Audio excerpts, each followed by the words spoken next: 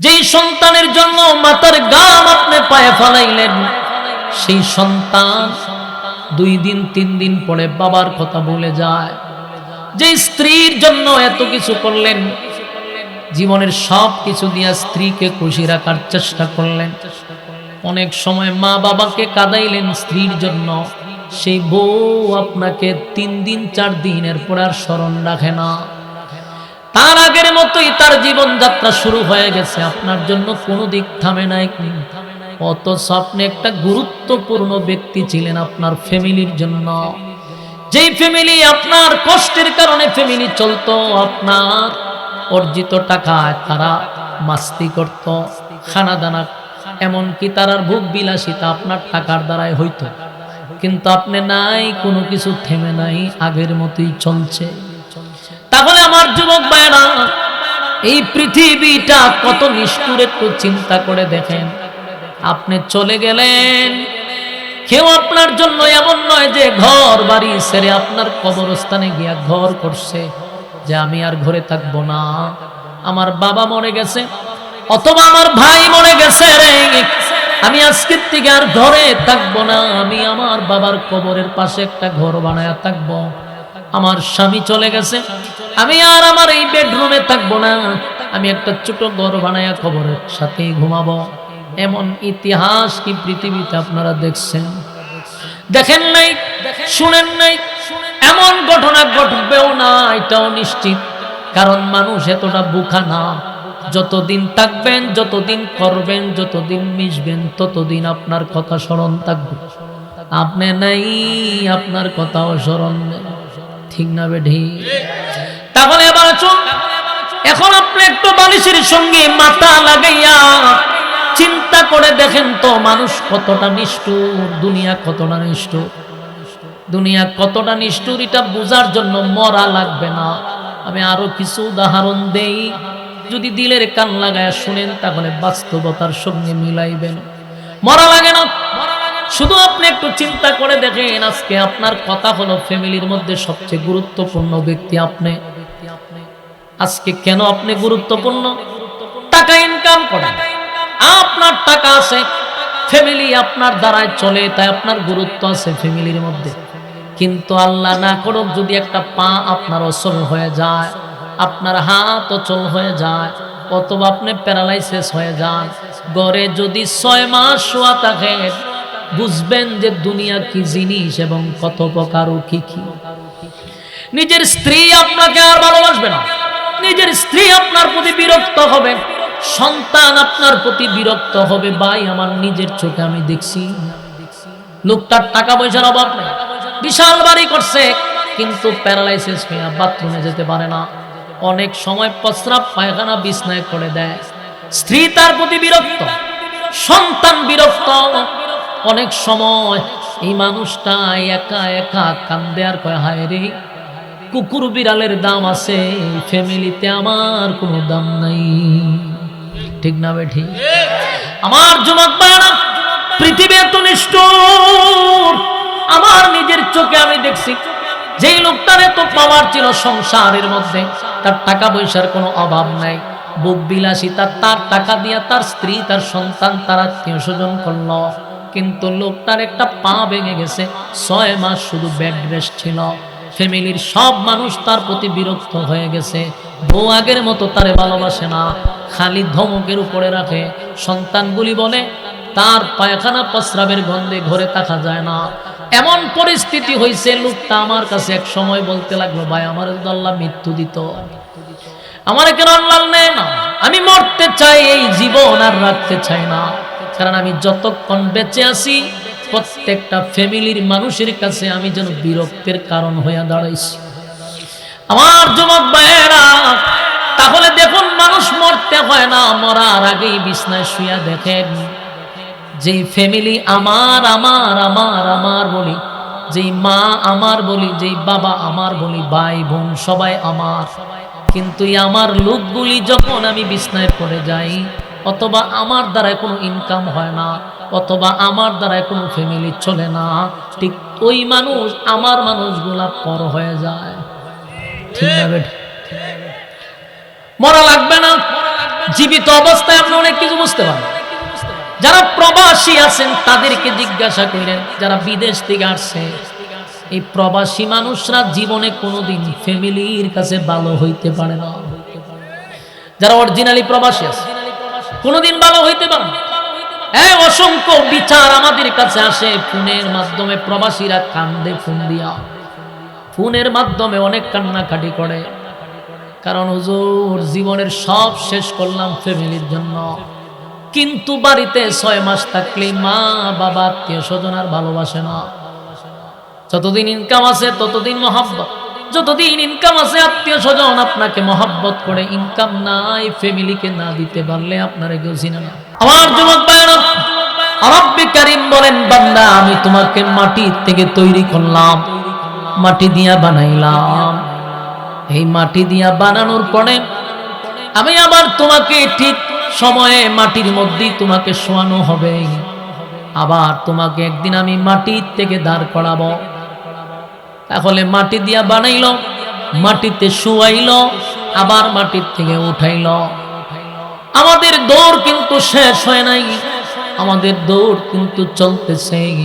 আল্লাহ বলেন, প্রত্যেকটা মানুষ আমার সামনে দাঁড়াইয়া তার কৃতকর্মের জন্য আবার জবাব দিতে হবে। মনে করবেন না মালিক আমারে আপনারে দুনিয়ায় ছেড়ে দিছে, এখানেই আমাদের জীবনের শেষ না, এখানেই জীবনের শেষ না।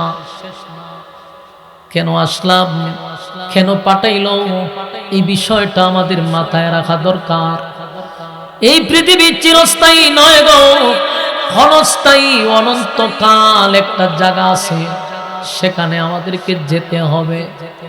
কারণ আমার সামনে আমার মা চলে গেল, বাবা চলে গেল, কেউ তো থাকলো না, এটা নিশ্চিত আমিও চলে যাব, কোনো সন্দেহ নেই। ক্ষমতা দিয়েও থাকতে পারবো না, পাওয়ার দিয়েও থাকতে পারবো না। এই যে আপনাদের এলাকার মুর্দাগানের ইসালে সওয়াব উপলক্ষে মাহফিলটা করছেন, আপনার মহিষার গ্রামের কত মানুষ ছিল যারা গত বছর এখানে ছিল, এই বছর নাই। এমনও মানুষ আছে গ্রামে যাদের পাওয়ারে, যাদের দাফটে এলাকার মানুষ কাঁপছে। আজকে দেখেন তাদের কবরের সামনে কেউ যায় না, তাদের কবরের সামনে মাসে বছরে একবারও কেউ যায় না রে। তার মানে এই দুনিয়ায় থাকতে তোমার পাওয়ার ছিল, ক্ষমতা ছিল, যেদিন দুনিয়া থেকে চলে গেছো, বলো তোমার যাওয়ার কারণে কি দুনিয়া কোনো দিক দিয়ে থাইমা আছে? দুনিয়া আগের মতোই চলতেছে, দুনিয়া থামে নাই। আমি চলে গেলে আমার দুনিয়া থামবে না, আমি চলে গেলে আমার কিছুই থেমে থাকবে না। কারো যদি অফিস থাকে, অফিস কিন্তু আগের মতোই চলবে, কারো গাড়ি থাকলে গাড়ি আগের মতো চলবে, কারো ব্যবসা থাকলে আগের মতো চলবে। আপনার ঘরের মানুষগুলো আগের মতোই সে গোসল করবে, খানা খাবে, তার প্রতিদিন যে কাপড় পরার সেটা পরবে। আপনি চলে গেছেন এই জন্য সে আর কোনোদিন কাপড় পরবে না, আপনি চলে গেছেন সে কোনোদিন খানা খাইবে না, আপনি চলে গেছেন সে আর কোনোদিন হাসবে না, সে আর কোনোদিন আনন্দ করবে না। বিষয়টা কি এমন না? আমি চলে গেলাম, 2 দিন 3 দিন পরে আমার খবর আর কেউ নেয় না। মানুষের মন থেকে আল্লাহ আস্তে করে আপনার মহব্বতটা সরায়া দিবে। যেই সন্তানের জন্য আপনি এত কিছু করলেন, যেই সন্তানের জন্য মাথার ঘাম আপনি পায়ে ফেলাইলেন, সেই সন্তান 2 দিন 3 দিন পরে বাবার কথা ভুলে যায়। যে স্ত্রীর জন্য এত কিছু করলেন, জীবনের সব কিছু দিয়ে স্ত্রীকে খুশি রাখার চেষ্টা করলেন, অনেক সময় মা বাবাকে কাঁদাইলেন স্ত্রীর জন্য, সেই বউ আপনাকে 3 দিন 4 দিনের পর আর স্মরণ রাখে না। তার আগের মতোই তার জীবনযাত্রা শুরু হয়ে গেছে, আপনার জন্য কোনো দিক থামে নাই। অথচ আপনি একটা গুরুত্বপূর্ণ ব্যক্তি ছিলেন আপনার ফ্যামিলির জন্য। যেই ফ্যামিলি আপনার কষ্টের কারণে ফ্যামিলি চলতো, আপনার অর্জিত টাকায় তারা মাস্তি করত, খানা দানা, এমনকি তারার ভোগ বিলাসিতা আপনার টাকার দ্বারাই হইতো, কিন্তু আপনি নাই, কোনো কিছু থেমে নাই, আগের মতোই চলছে। তাহলে আমার যুবক ভাইরা, এই পৃথিবীটা কত নিষ্ঠুর একটু চিন্তা করে দেখেন। আপনি চলে গেলেন, কেউ আপনার জন্য এমন নয় যে ঘর বাড়ি ছেড়ে আপনার কবরস্থানে গিয়া ঘর করছে যে আমি আর ঘরে থাকবো না, আমার বাবা মরে গেছে অথবা আমার ভাই মরে গেছে রে, আমি আজকের থেকে আর ঘরে থাকবো না, আমি আমার বাবার কবরের পাশে একটা ঘর বানায়া থাকবো। আমার স্বামী চলে গেছে, আমি আর আমার এই বেডরুমে থাকবো না, আমি একটা ছোট ঘর বানায়া কবরের সাথেই ঘুমাবো। এমন ইতিহাস কি পৃথিবীতে আপনারা দেখছেন? দেখেন নাই, শুনেন নাই। এমন ঘটনা ঘটবেও না এটাও নিশ্চিত, কারণ মানুষ এতটা বোকা না। যতদিন থাকবেন, যতদিন করবেন, যতদিন মিশবেন, ততদিন আপনার কথা স্মরণ থাকবে। আপনি নাই, আপনার কথাও স্মরণ নেই, ঠিক না বেঠি? তাহলে এবার চল, এখন আপনি একটু বালিশের সঙ্গে মাথা লাগাইয়া চিন্তা করে দেখেন তো মানুষ কতটা নিষ্ঠুর, দুনিয়া কতটা নিষ্ঠুর। দুনিয়া কতটা নিষ্ঠুর এটা বোঝার জন্য মরা লাগবে না।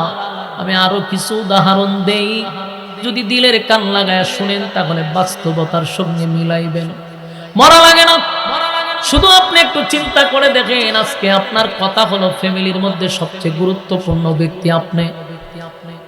আজকে কেন আপনি গুরুত্বপূর্ণ? টাকা ইনকাম করেন, আপনার টাকা আছে, ফ্যামিলি আপনার দ্বারাই চলে, তাই আপনার গুরুত্ব আছে ফ্যামিলির মধ্যে।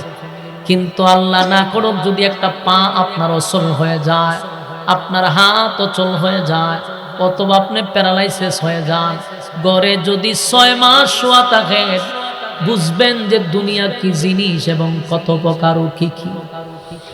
নিজের স্ত্রী আপনাকে আর ভালোবাসবে না, নিজের স্ত্রী আপনার প্রতি বিরক্ত হবে, সন্তান আপনার প্রতি বিরক্ত হবে। ভাই আমার নিজের চোখে আমি দেখছি, লোকটার টাকা পয়সার অভাব নেই, বিশাল বাড়ি করছে, কিন্তু প্যারালাইসিস হয়ে বাথরুমে যেতে পারে না। অনেক সময় প্রস্রাব পায়খানা বিছনায় করে দেয়। স্ত্রী তার প্রতি বিরক্ত, সন্তান বিরক্ত।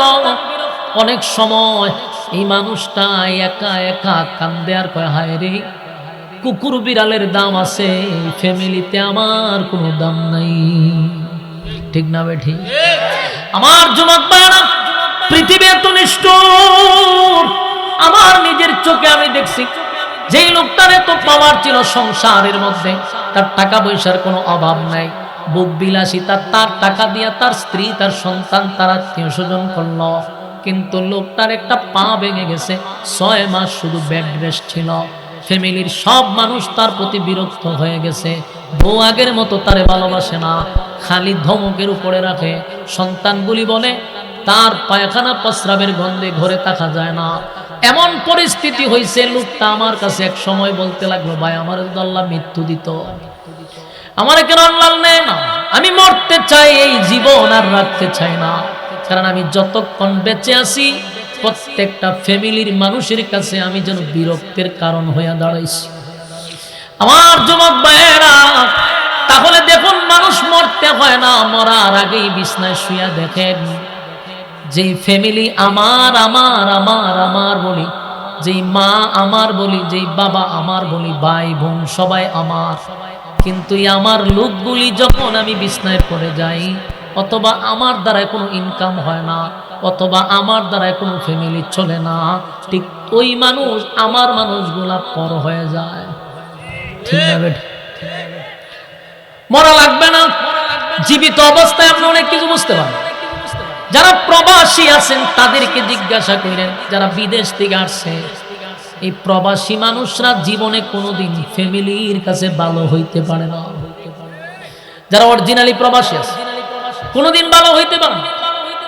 অসংখ্য বিচার আমাদের কাছে আসে ফোনের মাধ্যমে, প্রবাসীরা কান্দে ফোন দিয়া, ফোনের মাধ্যমে অনেক কান্নাকাটি করে, কারণ হুজুর জীবনের সব শেষ করলাম ফ্যামিলির জন্য, কিন্তু বাড়িতে 6 মাস থাকলে মা বাবা আত্মীয় স্বজন আর ভালোবাসে না। যতদিন ইনকাম আছে ততদিন মহাব্বত, যতদিন ইনকাম আছে আত্মীয় স্বজন আপনাকে মহাব্বত করে, ইনকাম নাই, ফ্যামিলিকে না দিতে পারলে আপনারা কেউ চিনে না, ঠিক না বেটি? পৃথিবী স্বার্থপর, যাদেরকে আপনি যতদিন দিবেন ততদিন আপনি তাদের কাছে ভালো থাকবেন, দিবেন না এরা এত ভয়ঙ্কর রূপ ধারণ করবে যা আপনি কল্পনা করতে পারবেন না। যেই লোকটাকে আপনি কিছু দেন নাই সে আপনার এত বড় শত্রু হয় নাই, যাকে আপনি সবসময় দিয়ে আসছেন কিন্তু এখন দেওয়া বন্ধ করছেন সে সবচেয়ে বড় শত্রু হয়ে দাঁড়ায়। কেন? আপনার অপরাধ কি? আপনি যে সবসময় দিচ্ছেন, এখন যে দিচ্ছেন না এটাই তার এক নাম্বার খুব আপনার উপরে। আফসোস, আশ্চর্যের বিষয়, যাকে আমি 10 টাকা দিলাম না সে আমার শত্রু না, যাকে আমি সব সময় দিয়ে আসলাম এখন দিচ্ছি না, দিতে পারতেছি না, সে এখন আপনার উপরে সবচেয়ে বেশি কাফা। অপরাধ কি? দেন না কেন? এই হলো আমাদের পৃথিবীর অবস্থা। আল্লাহ বলেন, আল্লাহ তাহলে একবার চিন্তা করে দেখ, পৃথিবীতে আমাদের একটাই কথা থাকতে পারবো না, যাও থাকলাম তারপরেও দেখেন এটা কোনো জীবন কয় না। এই জন্য আসুন, আল্লাহ বলে বান্দারে দুনিয়ার মুখে পড়ে আমি যে উদ্দেশ্যে তোরে পাঠাইলাম সেই উদ্দেশ্য ভুলে যাস না। আমি কিন্তু অনর্থক তোদেরকে বানাই নাই। আল্লাহ বলেন, ওয়ামা খালাকতুল জিন্না ওয়াল ইনসা ইল্লা লিয়াবুদুন, মানব এবং দানব দুইটা জাতিরে আমি বানাইছি শুধুমাত্র কেবলমাত্র আমার গোলামির জন্য। গোলামি যদি না করো দুনিয়ায় কোনো শান্তি পাইলি না, পরকালেও শান্তির কোনো ঘ্রাণ পাবি না। কারণ আল্লাহ বলেন আমি তোদেরকে একেবারে ছেড়েও দিব না। ইন্না জাহান্নামা কানাত মিরসাদা, নিশ্চয় তোদের জন্য জাহান্নাম কিন্তু উট পাইতা বইসা রইছে। আমি আল্লাহ জাহান্নামকে উট পাইতা রাখছি জাহান্নামীদেরকে ধরার জন্য। লিত্তাগিনা মাআবা, সীমালঙ্ঘনকারীদেরকে জাহান্নাম যখন ধরবে অস্তিত্ব থাকবে না। তাই আসুন আমাদেরকে আল্লাহ স্মরণ করায়া দেয়, বান্দারে কিসের তো অহংকার, মাটি দিয়া বানাইলাম বান্দারে আবার তোরে মাটিতেই রেখে দিব। হাজার হাজার কোটি টাকার মালিক যারা আছে বলুন তাদের কবরের মধ্যে আর একজন ভিক্ষুকের কবরের মধ্যে কি কোনো পার্থক্য আছে? কথা ঘনা। আপনি মনে করেন আমাদের দেশের 3 বারের প্রধানমন্ত্রী খালেদা জিয়া যখন মারা গেছে তার কবরের মধ্যে আর একজন ভিক্ষুকের কবরের মধ্যে কি কোনো পার্থক্য আছে? একই ঘর একই ডিজাইনের, তাও মাটির মধ্যে, কোনো পার্থক্য নাই। তাহলে আপনি 3 বারের প্রধানমন্ত্রী হওয়ার পরও আপনার যেই ঘর, একজন মানুষ রাস্তায় দাঁড়ায় ভিক্ষা করে তারও একই ঘর। বলুন ঘরের মধ্যে কোনো বেশ কম আছে? আপনি দেশের 3 বারের প্রধানমন্ত্রী হওয়ার পরে আপনাকে যেই কাপড় পরানো হয়েছে একজন রাস্তার ভিক্ষুকরেও সেই কাপড় পরাই কবরে ঢুকাইছে, ঠিক না বেঠি? তাহলে পার্থক্য কোথায়? কোনো পার্থক্য নাই। আল্লাহ বলেন আমার কাছে পার্থক্য হলো যে ঈমান আর নেক আমল লইয়া কবরে আসবে তার মধ্যে পার্থক্য আছে। যার ঈমান নাই, নেক আমল নাই, আর যার ঈমান এবং নেক আমল আছে তার মধ্যে পার্থক্য আছে, তার মধ্যে ব্যবধান আছে। আল্লাহ বলে বান্দারে এই কবর এমন একটা জায়গা সেখানে তারই দাম আছে যার নেকি আছে, যার ঈমান আছে তার দাম আছে। ঈমান নাই, নেক আমল নাই, 4 পয়সার কোনো দাম নাই। প্রতিদিন আমাদেরকে কবরে ডাকে, মাটি আমাদেরকে ডাকে, আমরা বলতে পারি না, কিন্তু মাটি আমাদেরকে বলে আমার উপর দিয়া হাঁটতেছস না ফরমানি করতেছস। আমি এমন একটা জায়গা, পোকা মাকড়ের ঘর, আমি রাজা বাদশা চিনি না, আমি কারো নাম দাম শুনি না। আমার কাছে ঈমান আর নেক আমল নিয়ে আসলে আমি তারে সম্মান করব, আর আমার কাছে যদি ঈমান আর নেক আমল না লইয়া আসস, এটা যদি প্রধানমন্ত্রীও হয় কোনো কাজ হবে না। বলুন মাটি কি কাউরে ছাড় দিবে? মাটি বলে এমন সিপা দিব, এই সিপা কেউ বাঁচতে পারবে না। তবে তুমি যদি আল্লাহর হুকুম আর নবীর তরিকা অনুযায়ী জীবন যাপন করো, মাটি কয় আমি তার সঙ্গে সুন্দর আচরণ করব। আর যদি মন গড়া জিন্দেগি চালাইয়া আমার মালিকের জমিনের উপরে চইলা মালিকের নাফরমানি করে কবরের ভিতরে আসো, আমি ওয়াদা দিলাম আচরণ কিন্তু সুন্দর হবে না, ভয়ঙ্কর অবস্থা হয়। আমার যুবক ভাইরা, তাহলে 1 নাম্বার হলো পৃথিবী থাকার জায়গা নয়, আমরা থাকবো না, মাটিতে শোয়া দেওয়া হবে। আবার আল্লাহ কয় সেই মাটির থেকে আমি দাঁড় করাবো যেদিন ইসরাফিলের তৃতীয় সিংহায় ফুঁক দিবে। ইসরাফিল সিংহায় ফুঁক দিবে তিনটা, কোন রেওয়ায়াতে আসছে দুইটা, কোন জায়গায় তিনটা। মনে করেন ধরে নেন তিনটা ফুঁক দিবে। তিন ফুঁক যে সময় দিবে, প্রথম ফুঁকে কিন্তু ধ্বংস হয়ে যাবে, দ্বিতীয় ফুঁকে মানুষের বডি আবার গঠন হবে। যে যাকে যেখানে কবর দিছেন, এই এলাকার মানুষ আপনাকে যেখানে কবর দিছে, কিয়ামতের ময়দানে সেখান থেকে আপনি ওইটা দাঁড়াবেন। আশুগঞ্জের মানুষ হবিগঞ্জ গিয়া দাঁড়াবে না, হবিগঞ্জের মানুষ আশুগঞ্জ আইসা দাঁড়াবে না। আমারে আপনারে যেখানে কবর দেওয়া হবে রে, সেখান থেকে আমি আপনি ওইটা দাঁড়াবো। সেই মানুষটা কিন্তু আবার উঠবেও কাদা মাটির নিচ থেকে। আল্লাহ বানাইছে মাটি দিয়া, শুয়াইছে মাটিতে, আবার উঠাবেও মাটির থেকে। কাদা মাটির নিচ থেকে মানুষগুলা উইটা যখন দাঁড়াবে, উলঙ্গ অবস্থায় কিন্তু দাঁড়াতে হবে। কারো শরীরে কোনো কাপড় থাকবে না। যত বড় দেশের প্রেসিডেন্ট হন, শরীরে কোনো কাপড় নাই, উলঙ্গ অবস্থায় আল্লাহ দাঁড় করাবে। শুধুমাত্র কেবলমাত্র একজনের শরীরে কাপড় থাকবে, যিনি সমস্ত নবীকুলের সম্রাট, দু জাহানের বাদশা নবী মুহাম্মদুর রাসূলুল্লাহ সাল্লাল্লাহু আলাইহি ওয়াসাল্লাম। আমার নবীকে আল্লাহ হাসরের মাঠে কাপড় পরিধান করাবে, এমনকি জান্নাতি পোশাক পরাইয়া হাবিবে কিবরিয়াকে হাসরের মাঠে জিবরাইল দাঁড় করাবে। আমার নবী ছাড়া কারো শরীরে কোনো কাপড় থাকবে না, উলঙ্গ অবস্থায় দাঁড়াবে। বাইরে আসছিলাম উলঙ্গ অবস্থায়, আবার আল্লাহ দাঁড় করাবে উলঙ্গ অবস্থায়। শুধু আমার নবীকে আল্লাহ জান্নাতের পোশাক পরাবে, জান্নাতি পোশাক পরায়া দাঁড় করাবে। আমার যুবক ভাইরা, আর নবী ছাড়া কারো শরীরে কোনো কাপড় থাকবে না। এই বিষয়টা নিয়ে আম্মা জান আয়েশা সিদ্দিকা রাদিয়াল্লাহু তাআলা আনহা নবীকে জিজ্ঞাসা করছিল, পয়গম্বর, হাসরের মাঠে কি সবাই উলঙ্গ হইয়া দাঁড়াইব? আল্লাহর নবী বলেন, আয়েশা গো, প্রত্যেকটা মানুষকে আল্লাহ উলঙ্গ অবস্থায় দাঁড় করাবে। আম্মা জান আয়েশার চেহারাটা মলিন হইয়া নবীর দিকে তাকায়া বলে, আগো নবীজি, আমরা না উম্মতের মা, আপনি নবীর স্ত্রী, এই হাসরের মাঠে আমাদেরকেও উলঙ্গ অবস্থায় দাঁড় করাবে। এই লজ্জা কোথায় রাখবো? এই লজ্জা কিভাবে ঢাকবো? আল্লাহর নবী বলেন, আয়েশা রে, এটা দুনিয়া না, দুনিয়া না, এটা কঠিন একটা জায়গা। সেই জায়গাতে কে উলঙ্গ, কার শরীরে কাপড় আছে গো, কার শরীরে কাপড় নাই, এটা তো দেখার সময় নাই। মানুষ সবাই উঠার সাথে সাথে বলবে, ইয়া রাব্বি নফসি নফসি নফসি। আল্লাহ, আমার কি উপায় হবে, আমার কি উপায় হবে? আদম নবীর থেকে নিয়া ঈসা রূহুল্লাহ পর্যন্ত সমস্ত নবী রাসূল যাদের কোনো গুনাহ নাই, নবীরা হলো মাসুম। আহলে সুন্নাত ওয়াল জামাতের আকীদা হলো কোন নবীরা গুনাহ করে নাই, সব নবীরা মাসুম। সেই মাসুম নবীরা পর্যন্ত বলবে, ইয়া রাব্বি নফসি, ইয়া রাব্বি নফসি। আল্লাহ, আমার কি উপায় হবে, আমার কি উপায় হবে? ও আয়েশা, সেদিন কি তোমার দিকে কেউ তাকাবে? তুমিও কি কারো দিকে তাকাবে না?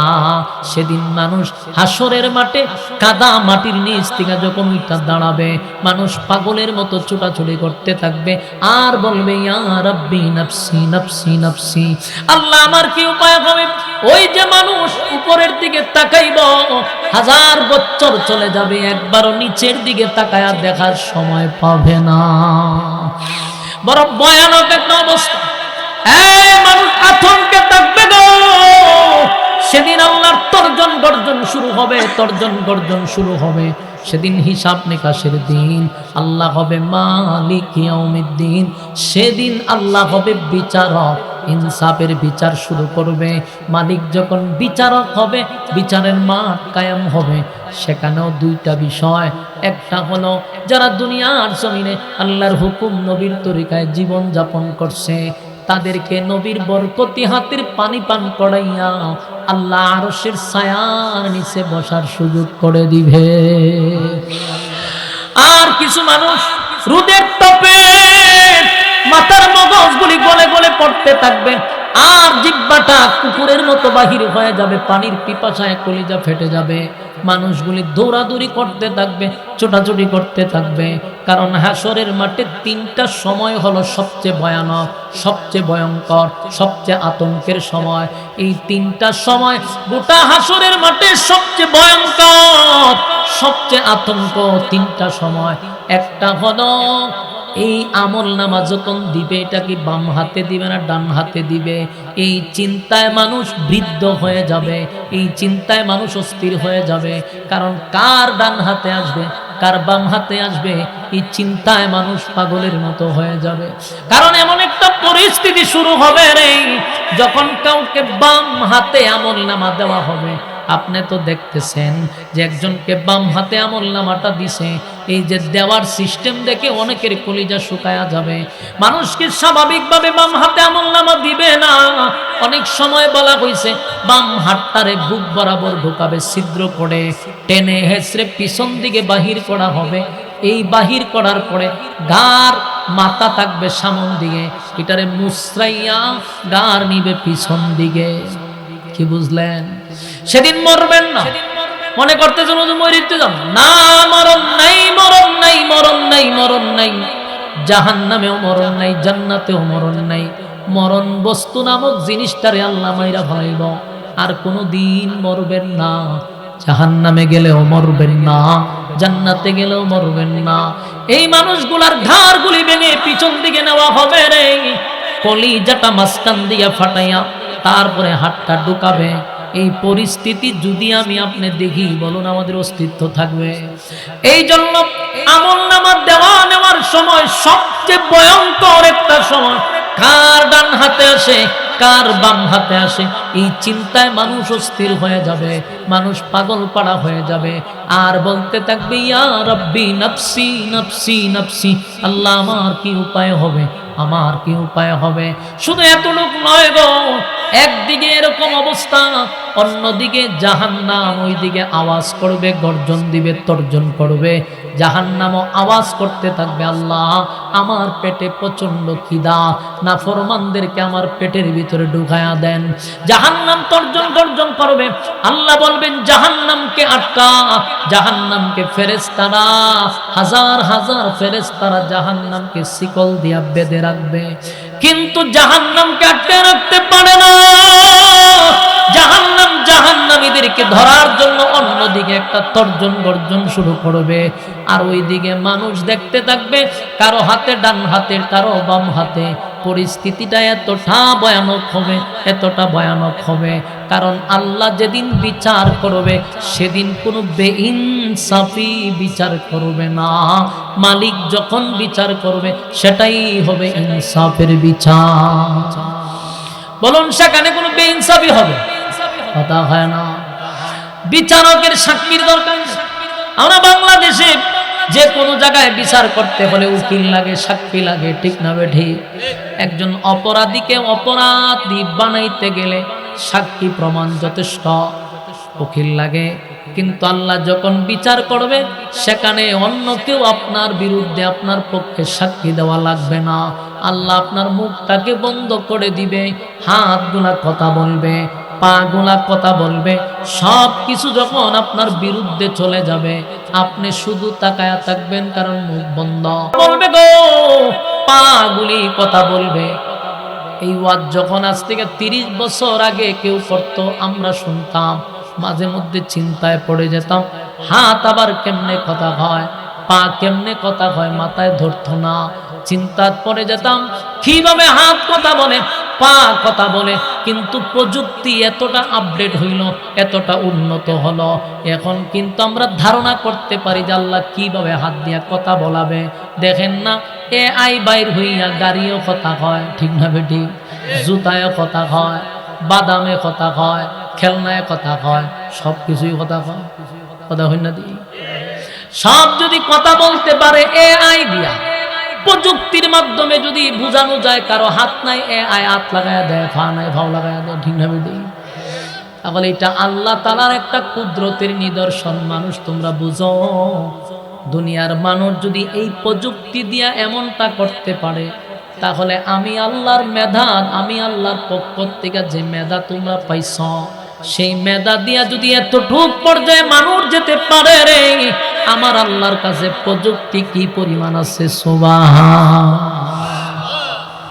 আল্লাহর দেওয়া মেধা পাইয়া আমরা যদি এত কিছু আবিষ্কার করতে পারি, আমার মালিকের কি আবিষ্কারের অভাব পড়ব? কথা দিয়ে হইল না। তাহলে এখন চিন্তা করেন, হাত কিভাবে কথা বলবে, পা কিভাবে কথা বলবে? আল্লাহ বলেন জমিন কথা বলবে, জমিনও কথা বলবে। কোন জায়গায় দাঁড়াইয়া? রাতের অন্ধকারে না দিনের আলোতে? কোথায় কোন আখাম কোখাম, দিনের খাম রাতের খাম আমরা করছি, সব বলি জমিন বর্ণনা করতে থাকবে। সুবহানাল্লাহ। বাঁচার সুযোগ নাই। অপরাধী নিজেই বলবে, অপরাধী নিজেই বলবে আমার মালিক আমার উপরে বেইনসাফি করে নাই। কথা কি বুঝতেছেন? হয় কথা বুঝিনি? জীবনে শুনছেন আমরা দেশে যদি কোনো বিচার করে, বিচারকের অপরাধী বলতে শুনছেন যে না আমার যে বিচারটা করছে বিচারক ঠিকই করছে, এই কথা বলছে? দুই কথা শুনছেন নি জীবনে? বলে যদিও বিচারক আমার জুতাটা বেরিয়েছে কিন্তু বিচারটা একবার খারাপ করছে না, বলছি রকম। কারণ অপরাধীর কাছে বিচারকরে পছন্দ হয় না। কোন বিচারক যদি সঠিক বিচারক করে, অপরাধীর কাছে সে ভালো হয় না। বিচারকের কাছে কোনো অপরাধী ভালো হইতে পারছে কেন? তার বিরুদ্ধে যখন রায় চলে যায় তার কাছে ভালো হইতে পারে না। কিন্তু হাসরের মাঠে হবে ব্যতিক্রম। আল্লাহ যখন বিচার করবে, অপরাধীরা এটা স্বীকার করবে যে না, মালিক আমাদের উপরে যে বিচার করছে কোনো বেইনসাফি করেনি। সুবহানাল্লাহ থাকলে হইতে পারে, আসেনি? সুবহানাল্লাহ থাকলে কইবেন, না থাকলে হইতে কইবে। দেখেন অপরাধী নিজে বলতেছে যে আমাদের উপরে যদি জাহান্নামী হয়, তারপরও বলবে যে না বিচার করছে ইনসাফে, বেইনসাফি করে নাই। কারণ আপনার রাতের অন্ধকারে কি করছেন, দিনের আলোতে কি করছেন, সবগুলা সেদিন আপনার চোখের সামনে তুলে ধরা হবে। আমরা যেমন এখন বয়ান করতেছি, আমার বাচনভঙ্গি সহ কথা সহ এগুলো ভিডিও করা হচ্ছে। আমি কালকে যদি বলি যে না ভাই আমি তো কথাগুলি বলি নাই, সাথে সাথে ভিডিও ওপেন করে বলবেন এই মিয়া দেখেন কিতা কইছেন, আপনি খালি কইছেন না, আপনি কয়বার হাত মারাইছেন, কয়বার কি করছেন, আমরা সব রেকর্ড করে রাখছি। বাঁচার সুযোগ আছে?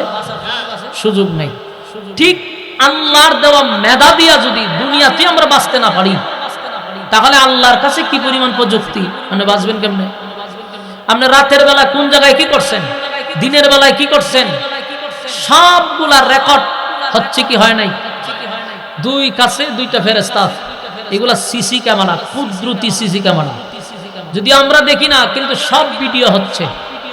আপনার জন্ম থেকে নিয়ে মৃত্যু পর্যন্ত এ টু জেড যা করছেন সবগুলার একটা ক্যাসেট আছে। সেদিন আপনার সামনে এগুলো ওপেন করা হবে।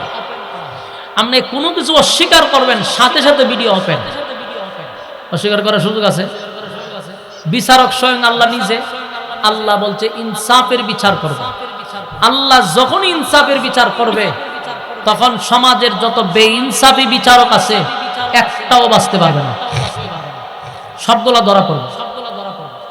আমার কথায় কি আপনারা বেজার হইছেন? এখন বর্তমানে বেইনসাফি বিচারক আসেনি সমাজে? বেইনসাফি বিচার করে না? এই বিচারকরা সেদিন আল্লাহর সামনে ধরা পড়বে। এই জন্য শুধু হাইকোর্ট আর বড় বড় কোর্টের বিচারক না, গ্রামগঞ্জ একটা বিচার হয়, এটার নাম হলো সালিশ দরবার। মাতব্বর সর্দার কন্যা আপনারা না? মাতব্বর, ওই মাতব্বর সর্দার, এরার বিচার হইলো গ্রামগঞ্জে। এরার বিচার কোথায়? গ্রামগঞ্জে। এখান থেকে এরা পলিটিক্স করে। গ্রামের বিচারের মধ্যে দুর্নীতি আছে, আছে না নাই?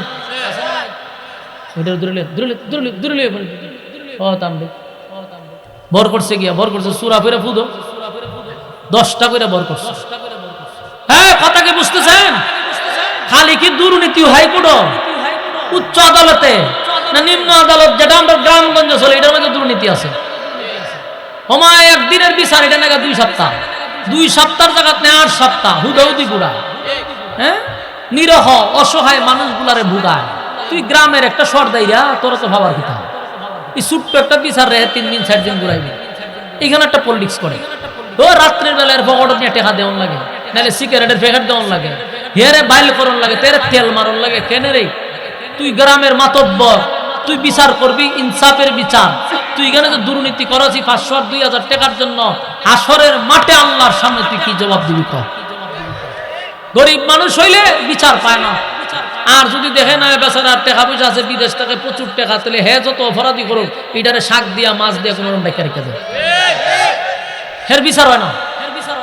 এই যে দুর্নীতি চলতেছে গ্রাম থেকে নিয়া, এগুলার জন্য আল্লাহর সামনে জবাবদিহি করতে হবে। সেদিন সমস্ত বেইনসাফি বিচারক গুলো আল্লাহর সামনে ধরা পড়বে, ঠিক না বেঠি?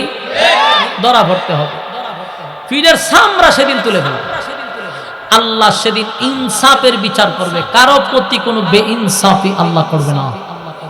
যখন বিচার শুরু হইব তখন তো সব গিয়া দাঁড়াইবে, 3টা দল হবে। একটা দল হবে আবার ভিআইপি, ইল্লা আসহাবাল ইয়ামিন। ভিআইপি একটা দল আছে, এরার কাছ থেকে আল্লাহ কোনো হিসাবই নিবে না, বিনা হিসাবে এরা জান্নাত দিয়ে দিবে। সুবহানাল্লাহ, সুবহানাল্লাহ। এইজন্য সব সময় আল্লাহর কাছে দোয়া করা, মালিক হিসাব যদি আপনি চান, আমরা কি হিসাব দিতে পারবো? কথা কই, আল্লাহ যদি আমাদের কাছে হিসাব চায়, হিসাব দেওয়ার যোগ্যতা নাই। রাসূলকে একবার সাহাবায়ে কেরাম জিজ্ঞাসা করছে, হুজুর আল্লাহ যদি আপনার কাছে হিসাব চায়? সাহাবায়ে কেরামরে আল্লাহ রাসূল বলল, আমার কাছে আল্লাহ হিসাব চাইবে না, কিন্তু যদি চাইতো আমি নবীও হিসাব দেওয়ার যোগ্যতা রাখি না। সুবহানাল্লাহ, সুবহানাল্লাহ। আপনি চিন্তা করছেন, নবী বলতেছে আমার কাছে হিসাব চাইবে না, কিন্তু যদি আল্লাহ চাইতো আমার দেওয়ার কোনো যোগ্যতা নাই, তাহলে আমি আপনি হিসাব দিব কিভাবে? হিসাব দেওয়ার ক্ষমতা আছে আমাদের? এই জন্য সব সময় দোয়া করবেন, মালিক যখনই 2টা হাত উত্তোলন করবেন আল্লাহর দরবারে দোয়া করবেন, মালিক আমাদের কাছ থেকে আপনি হিসাব নিয়েন না। আল্লাহ হিসাব নিলে কোনদিন আপনার সামনে দাঁড়ায় হিসাব দিতে পারবো না। জান্নাত যদি দিতে হয় গো মালিক, বিনা হিসাবে জান্নাত দেন। আল্লাহ আপনার সামনে দাঁড়ায় হিসাব দেওয়ার যোগ্যতা রাখি না, বিনা হিসাবে জান্নাত দিয়েন, বিনা হিসাবে জান্নাত দিয়েন। এই জন্য আমরা দোয়া করব, মালিক আমাদের কাছে আপনি হিসাব নিয়েন না, হিসাব দেওয়ার কোনো যোগ্যতা আমাদের মধ্যে নাই। আল্লাহ একটা দলকে বিনা হিসাবে জান্নাত দিবে, বিনা হিসাবে জান্নাত দিবে। আবার একটা দলকে বাম হাতে আমলনামা ধরায়া দিবে, আর একটা দলকে ডান হাতে আমলনামা দিবে। আমলনামা পাওয়ার পরে একদল আনন্দে আত্মহারা, নাচতে থাকবে খুশিতে, কত আনন্দ। এই কাগজ পাওয়ার পরে মনে করেন আমলনামাটা পাইল, সে দৌড়তে থাকবে আর আনন্দ করতে থাকবে, পুরা মাঠেই খালি আনন্দ। মানুষ জিগায় এত আনন্দ কিসের রে? বলে আমি জান্নাতে যাওয়ার প্রবেশপত্র পাইছি, আমি আমার কাগজ পেয়ে গেছি, আমার সব কাগজপত্রকে এখন খালি জান্নাতে ঢুকবো। এটা যে কত আনন্দ, কত আনন্দ। আবার বহু মানুষ লাইনে দাঁড়ায়া থাকবে, খালি ইয়া রাব্বি নাফসি বলবে। আবার কিছু মানুষকে বাম হাতে আমলনামা দিবে রে, যেই মাত্র বাম হাতে আমলনামা পাবে সেও বুঝতে পারবে উপায় নাই, এখন আমার উপায় নাই, উপায় নাই। এখানেই শেষ নয়, এরপরে পাঠাবে মিজানের পাল্লায়, সেখানে আমলনামা ওজন মাপা করা হবে।